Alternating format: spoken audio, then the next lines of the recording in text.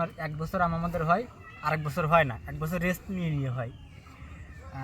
এটার কারণ আমি পরে বলি, আমি সহজভাবে বলে দিই। আপনি প্রতি বছর যদি আম নিতে চান, সেক্ষেত্রে আপনার এই যে দেখতে পাচ্ছেন, আপনার আম যে এখান থেকে এখন যে আম এখান থেকে হয়েছে, আপনার এই আম যেদিনই আপনি হারভেস্ট করবেন, দেখা যাচ্ছে না আপনার আপনি যেদিনই হারভেস্ট করবেন ওই দিনই আপনার যেখান থেকে আম হবে ওইখান থেকে আরও 1 ফিট পিছন থেকে আপনি কেটে দেবেন।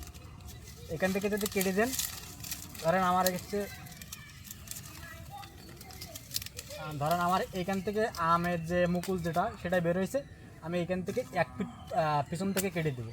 এখান থেকে যখন কেটে দিবেন তখন হচ্ছে পরবর্তীতে ওইখান থেকে যে নতুন কুশি বেরোবে, ওই কুশিটা আপনার ম্যাচিউরড হয়ে যাবে, অর্থাৎ আপনার মুকুল আসার যে বয়সটা সেটা হয়ে যাবে, যার জন্য আপনি প্রতি বছরই ফলন পাবেন। কিন্তু আপনি যদি না কাটেন, যখন এই আম আপনি হারভেস্ট করবেন, পরবর্তীতে এটাও শুকাই যাবে, শুকিয়ে তারপরে এখান থেকে অটোমেটিকলি পড়ার পরে এখান থেকে কুশি বের হবে, যেটা আপনার লেট হয়ে যায়, যার জন্য 1 বছর পর পর আপনার আম হয়। কারণ এইখান থেকে যখন বের হবে তখন ওই লেটে বের হওয়ার কারণে ম্যাচিউরড হতে পারবে না, যে কারণে আপনার 1 বছর পর পর আম হয়।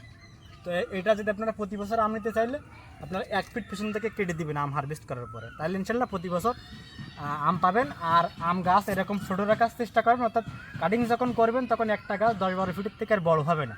অর্থাৎ আপনারা এই 10-12 ফিটের মতো গাছ রাখবেন, তাহলে পর্যাপ্ত পরিমাণে আলো বাতাস পাবে। দেখতে পাচ্ছেন আমাদের এরকম বাগানের মতো, তাহলে ইনশাল্লাহ প্রতি বছরই আম পাবে।